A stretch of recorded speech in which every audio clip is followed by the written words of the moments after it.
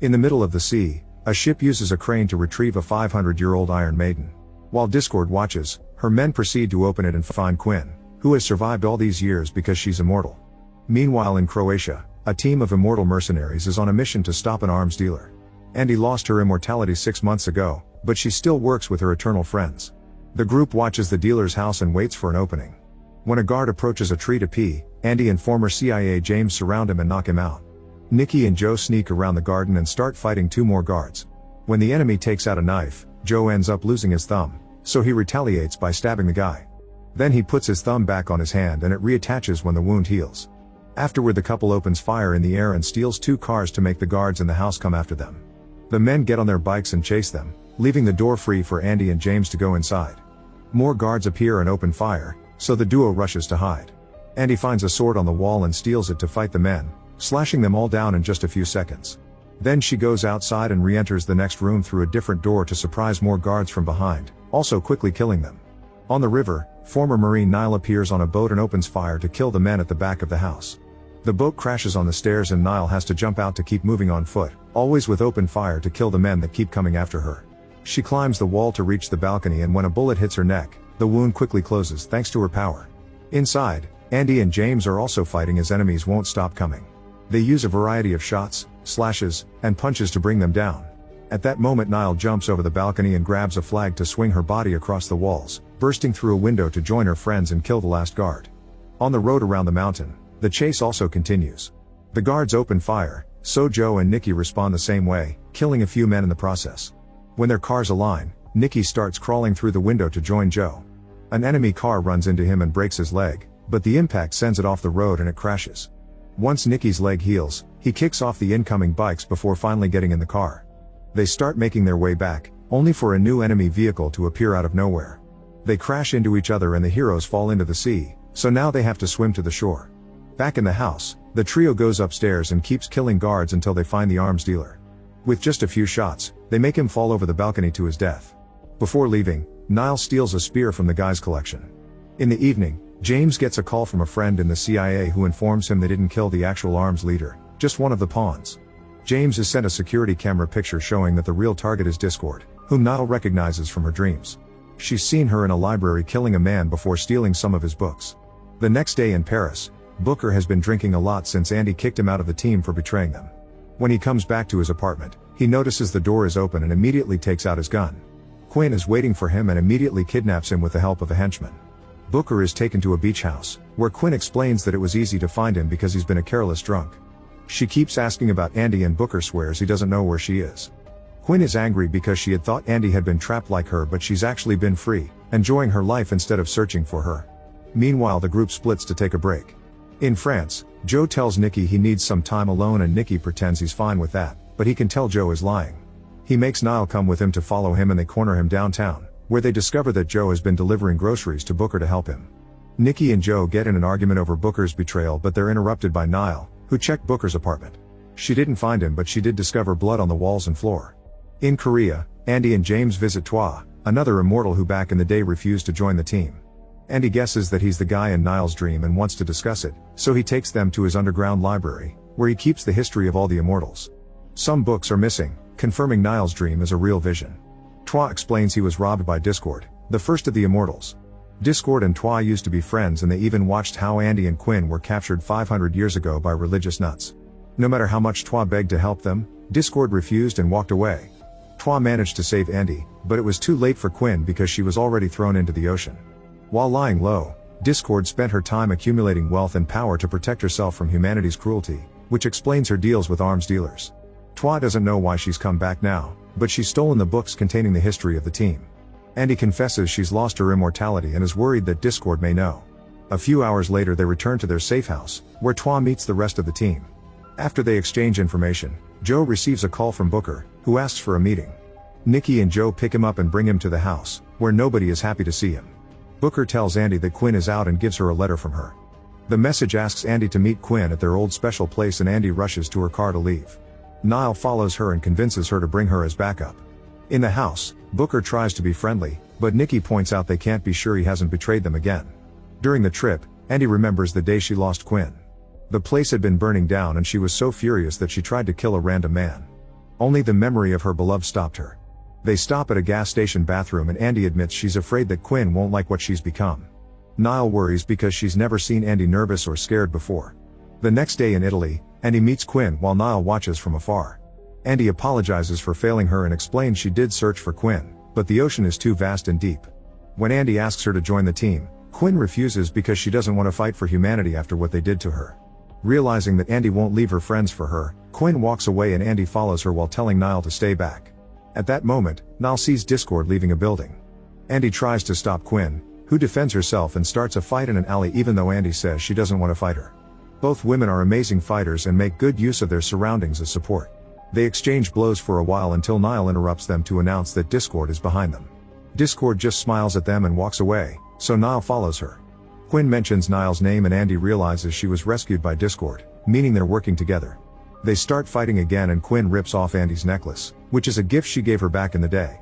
When Quinn starts running, Andy goes after her, but she loses her in the city crowd. Meanwhile, Niall enters a church to find Discord, who says she was there when they crucified Jesus. Discord insults Andy and the team for helping humanity after all they did to their kind. She also says that she and Niall are connected, which she proves by their matching birthmarks on their arms. According to Discord, Niall will be the last immortal, but she leaves without saying more. Afterward, the team returns to the safe house and discusses what happened, but they don't know how to proceed. Andy thinks about the day Quinn gave her the necklace and grieves in private.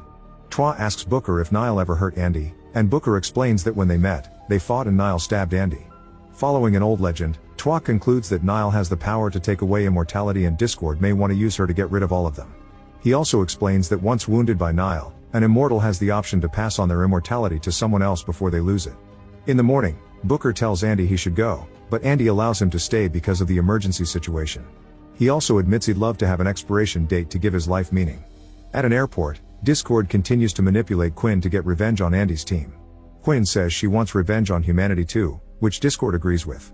Later, a truck appears outside a nuclear facility in Indonesia. The guards immediately open fire but the truck keeps going and crashes into the gate, causing a small explosion. The men think the driver is dead, but it happens to be Quinn, who soon recovers. She grabs a guy hostage to keep the guards distracted and Discord's henchmen shoot them all down from behind. Then the group crashes more vehicles into the main building, making employees panic. More guards are shot down by the henchmen while Quinn makes her way into the inner rooms.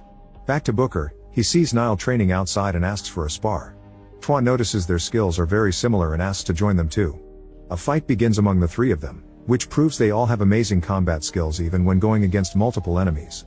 Eventually Niall ends up cutting Booker's arm and she apologizes, but nobody thinks it's a big deal.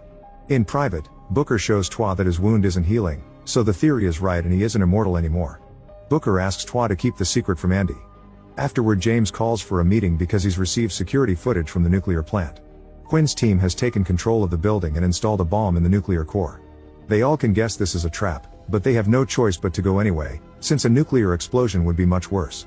In private, Joe admits to Nikki that he's scared, so they comfort each other knowing that their love won't ever stop being eternal. In a few hours, the team arrives at the nuclear plant on their bikes. James stays outside and uses a scan of the building to guide the others through their earpieces. As the group searches the plant, they find small bombs installed all over the place. Eventually they're surrounded by the henchmen and since they're near the explosives, nobody wants to use bullets.